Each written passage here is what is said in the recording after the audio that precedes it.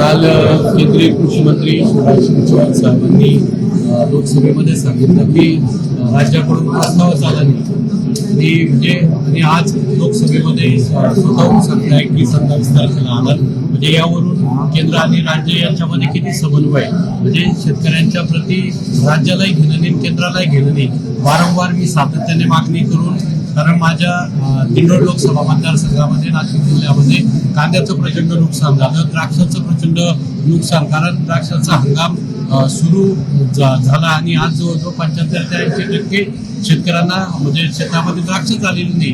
शेतकरी उद्ध्वस्त झालाय. मग तो कांद्याचा असेल, द्राक्षाचा असेल, भात शेती असेल, सोयाबीन, मका, ही सगळी शेतकरी अत्यंत हवालदिल झालेली आहे. प्रचंड नुकसान पावसाने केलेलं आहे.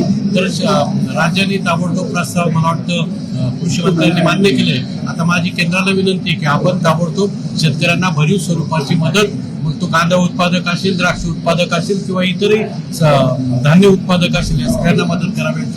सर, पण असं का होतंय की केंद्र सरकार एकदा लेखी उत्तरात म्हणतं की आमच्याकडे प्रस्ताव नाही, नंतर लगेच आज सार्वसार्व केली जाते. दोन्ही राज्यामध्ये भाजपाची सरकार आहे आणि त्यामुळे काल चूक झाली ती दुरुस्त करण्याचं काम ते आज करताय. सारवासारव करून लोकांची दिशाभूल करण्याचं काम करताय असं मला वाटतंय. त्यांनी हे करू नये, शेतकऱ्यांना ताबडतोब मदत केली पाहिजे ही भावना आहे.